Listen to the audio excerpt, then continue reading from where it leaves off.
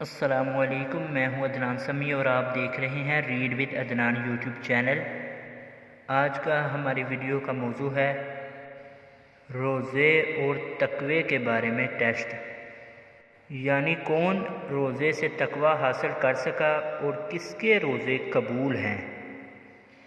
آج جو ہمارے پاس آیت ہے وہ ہے سورۃ بقرہ دوسرا سپارہ اور آیت نمبر 188۔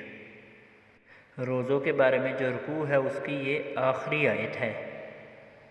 اعوذ باللہ من الشیطان الرجیم، بسم اللہ الرحمن الرحیم۔ وَلَا تَأْكُلُوا أَمْوَالَكُمْ بَيْنَكُمْ بِالْبَاطِلِ وَتُدْلُوا بِهَا إِلَى الْحُكَّامِ لِتَأْكُلُوا فَرِيقًا مِّنْ أَمْوَالِ النَّاسِ بِالْإِثْمِ وَأَنْتُمْ تَعْلَمُونَ۔ یہ تو ہوگی آیت، اور اس کے اب ترجمے کی طرف بڑھتے ہیں۔ مت ہڑپ کرو ایک دوسرے کا مال حرام طریقے سے، اور اس مال کو رشوت کا ذریعہ نہ بناؤ حکمرانوں تک پہنچنے کے لیے کہ ایک فریق دوسرے فریق کا مال کھا لے گناہ کے ساتھ، جبکہ تم جانتے تو ہو۔ یہ تو اس کا ترجمہ بھی ہو گیا۔ تو یہ دیکھ لیں، یہ چھوٹی سی آیت ہے، لیکن اللہ تعالیٰ نے اس چھوٹی سی آیت میں ہمیں کیا کیا چیزیں کھول کر ہمارے لیے بیان کر دی ہیں۔ پہلے کیا فرمایا ہے کہ مت ہڑپ کرو ایک دوسرے کا مال حرام طریقے سے۔ تو دیکھ لیں رمضان میں کیا ہوتا ہے، آپ کو معلوم بھی ہے کہ ہر چیز کا جو ریٹ ہوتا ہے اس کو ڈبل کر دیتے ہیں یہ لوگ، اور پھر یہ سمجھتے ہیں کہ یہ رمضان کا مہینہ تو سیزن ہے، اس میں ہر چیز ڈبل ریٹ پر یہ بیچتے ہیں۔ کھانے پینے والی چیزیں یا پہننے والی چیزیں آپ دیکھ سکتے ہیں، تو یہ ہر چیز ڈبل کر کے بیچتے ہیں۔ تو جو جتنی کی چیز آئی نہیں اتنے سے زیادہ یہ بیچتے ہیں، جتنے کی بیچنی چاہیے اس سے زیادہ یہ بیچتے ہیں۔ تو یہی کر رہے ہیں نا، ایک دوسرے کا مال ناجائز طریقے سے ہڑپ کر رہے ہیں نا، کہ وہ اتنے کی چیز ہے نہیں لیکن وہ زیادہ کی بیچ رہے ہیں، تو ناجائز طریقے سے انہوں نے دوسرے سے پیسے لیے نا، تو اس کو وہ اتنے کی چیز ہے نہیں جتنے پیسے لے لیے، تو ناجائز طریقے سے ایک دوسرے کا مال ہڑپ کیا کہ نہیں انہوں نے۔ تو یہ دیکھ لیں، اور پھر یہ سمجھتے ہیں کہ رمضان کا مہینہ ہے، برکتیں ہم لوٹ رہے ہیں۔ یہ کیسی برکت ہے کہ ناجائز طریقے سے آپ مال زیادہ لے رہے ہیں، حالانکہ وہ اتنے کی چیز نہیں ہے تو وہ آپ بیچ رہے ہیں، سیزن لگا رہے ہیں۔ آپ تو سیزن سمجھتے ہیں، دوسری تو بات چھوڑیں، غلط بھی نہیں، آپ تو اس کو سیزن کے طور پر استعمال کرتے ہیں اس رمضان کے مہینے کو۔ اور آگے کیا فرمایا ہے کہ اس مال کو ذریعہ مت بناؤ رشوت کے طور پر حکمرانوں تک پہنچنے کے لیے، یا حکمرانوں کو رشوت نہ دو۔ اس مال آپ نے زیادہ جمع کیا ہے لیکن پیسے جتنے کی چیز تھی اتنے سے زیادہ پیسے لے کر زیادہ مال لے لیا ہے، تو حکمرانوں کو اب رشوت لگا رہے ہو۔ تو کیا آپ یہ دیکھتے نہیں ہیں کہ گورنمنٹ کی طرف سے جب نمائندے آتے ہیں چیکنگ کرنے کے لیے، تو یہ دکاندار یہ دوسرے تیسرے کیا کرتے ہیں، ان کو تھوڑے سے پیسے دے دیتے ہیں ان کے ہاتھ میں رشوت کے طور پہ، کہ ہم پر ٹیکس نہ لگیں، کہ گورنمنٹ کا جتنا ریٹ ہے اس حساب سے وہ جب چیکنگ کرنے کے لیے آتے ہیں تو وہ حکمرانوں کو دے دیتے نہیں پیسے، کہ یہ لیں آپ پیسے رکھیں تو ہماری جو دکان ہے سیل نہ کریں، کیونکہ اگر وہ رشوت نہ دیں گے، اگر وہ چیک کریں گے تو پھر وہ تو بند کر دیں گے ان کی دکانیں، کہ آپ غلط ریٹ پر بیچ رہے ہو عوام کو۔ تو اس کی وجہ سے وہ ریٹ اگر وہ پیسے دیتے ہیں کہ نہیں ان کو، تو آپ دیکھ لیں پھر کیا اللہ تعالیٰ نے فرمایا ہے کہ اس مال کو ذریعہ مت بناؤ رشوت کے طور پر حکمرانوں تک پہنچنے کے لیے، کہ ہم رشوت دے کے وقتی طور ہر ایک کو چپ کرا دیتے ہیں کہ ٹھیک ہے، تو پھر اپنی مرضی سے وہی ریٹ بیچتے ہیں، پھر اس سے بھی ڈبل کر دیتے ہیں۔ ان کو پتہ ہوتا ہے ہم نے رشوت دی ہے، ہمیں اب کوئی بھی پوچھے گا نہیں، حکمرانوں کو رشوت دے دی ہے ہم نے، تو اس کے اس کی وجہ سے اب وہ ناجائز طریقے سے اور لوٹ مار کرتے ہیں۔ دیکھ لیں آپ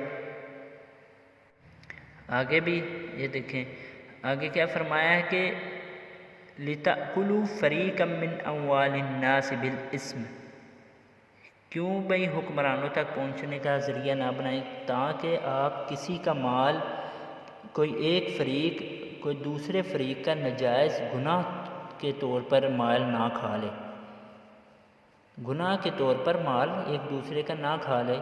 تو کیا اس کی جو میں نے ابھی تفسیر کی ہے تو یہ اسی چیز کی تفسیر ہے کہ رشوت دے کر پھر ان کو حکمرانوں کو واپس بھیج دیتے ہیں، تو یہ اپنی مرضی سے لوٹ مار کرتے ہیں، اپنی مرضی سے ریٹ لگاتے ہیں، تو ایک دوسرے کا، ایک فریق دوسرے فریق کا ناجائز گناہ کے طور پر مال کھا نہیں رہا۔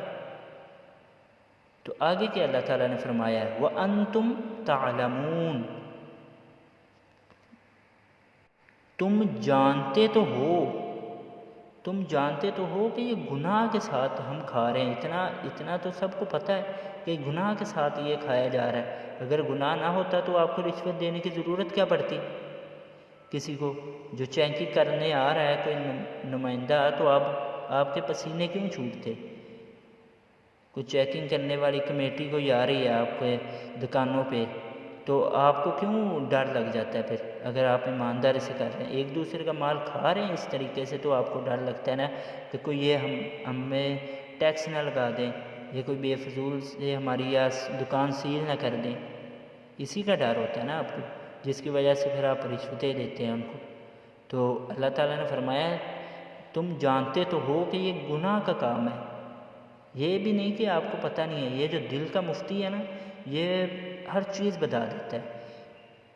اس پر میں کچھ حدیثیں بھی آپ کو بتا دیتا ہوں تاکہ آپ کو پتہ چل جائے کہ کس کے روزے قبول ہیں، کس کے روزے نہیں قبول۔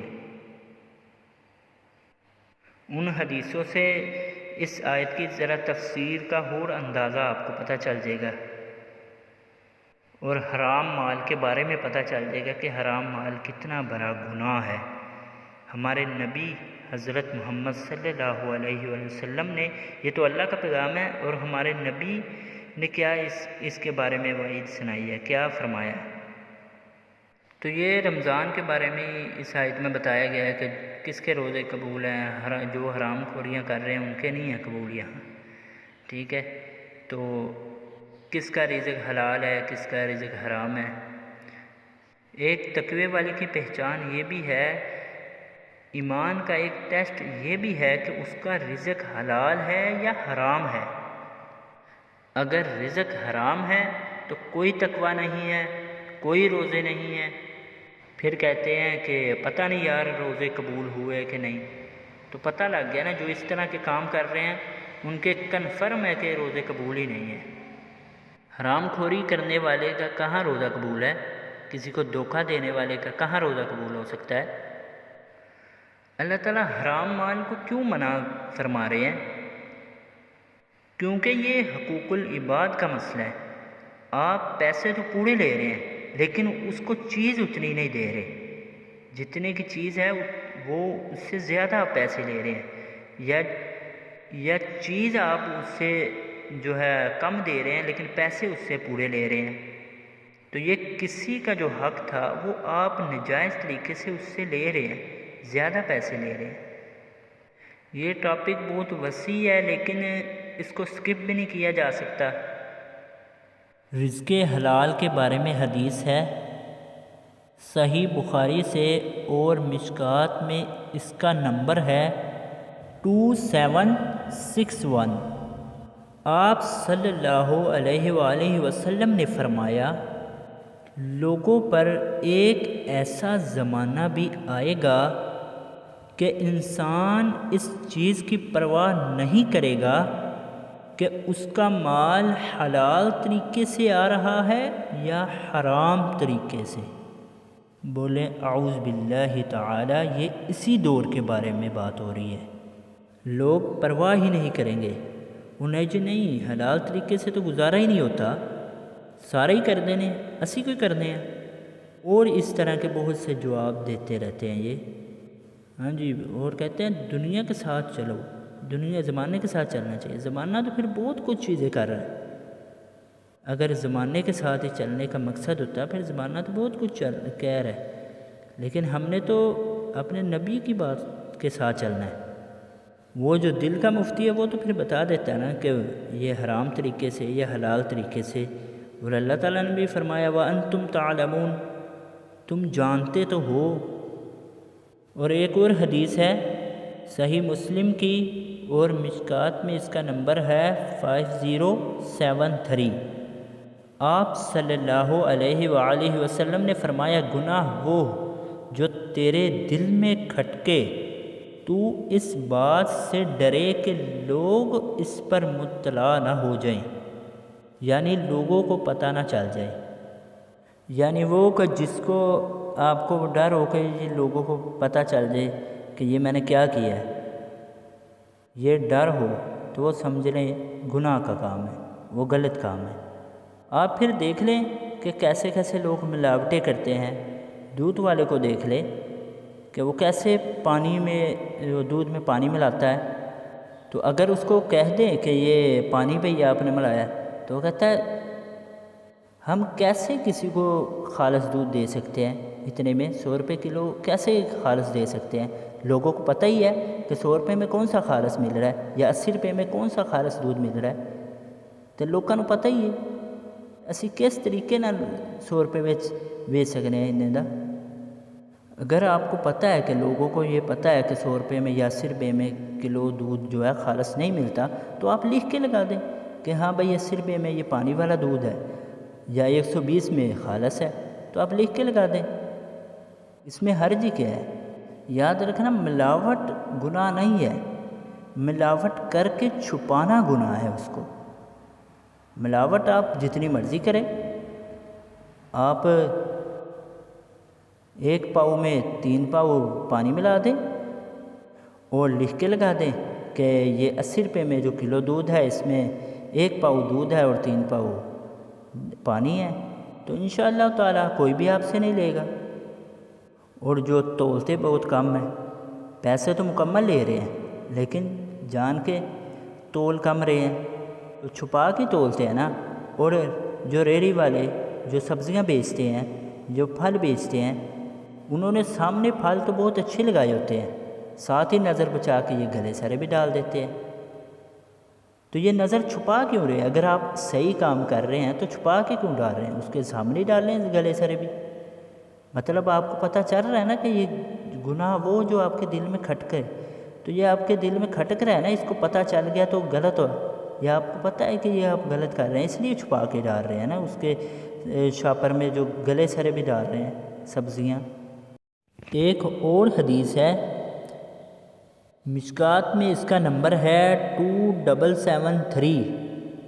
مولا حسن رضی اللہ تعالیٰ عنہ، مولا حسن ابن علی رضی تعالیٰ عنہ سیدنا علی کے بڑے بیٹے حسن ابن علی نے فرمایا کہ میں نے خود اپنے نانا سے ایک بات سنی اور اس کو حفظ کر لیا۔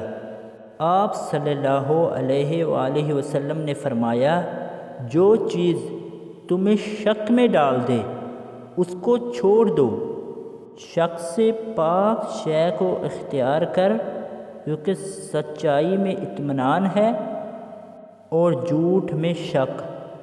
جو چیز شک میں ڈال دے اسے چھوڑ دے، تو ہم چھوڑ دیتے ہیں، لیکن دنیاوی چیزیں، دین کے بارے میں ہمیں کوئی کنفرم بھی بتا دینا کہ یہ غلط ہو رہا ہے، وہ کہتے ہیں نہیں جی نہیں، دین چنی بھی سختی نہیں ہے۔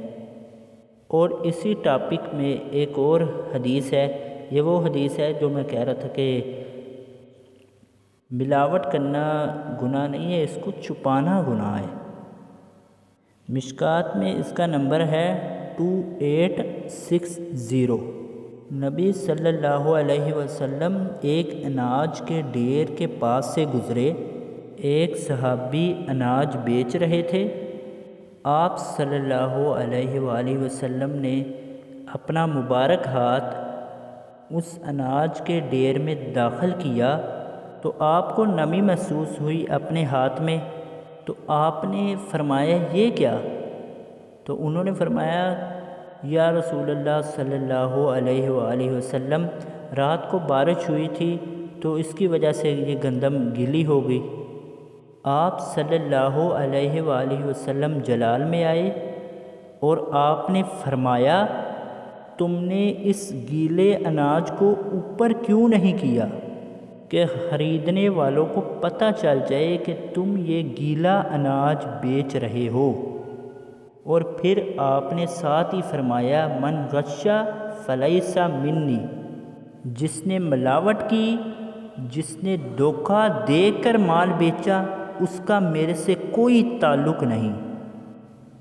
لیکن ہم کیا کہتے ہیں؟ اے اللہ جو کچھ بھی ہے تیرے محبوب کی امت سے ہے، اور محبوب صلی اللہ علیہ وسلم کیا فرما رہے ہیں کہ جس نے ملاوٹ کی، دھوکہ دے کر مال بیچا، وہ اس کا تعلق میرے سے نہیں۔ اب آپ کی مانیں یا اپنے نبی حضرت محمد صلی اللہ علیہ وآلہ وسلم کی مانیں؟ اللہ تعالیٰ آپ کی مانیں گے کہ یا اپنے نبی کی مانیں گے؟ محبوب صلی اللہ علیہ وآلہ وسلم تو آپ کو فارغ کر دیے ہوئے ہیں۔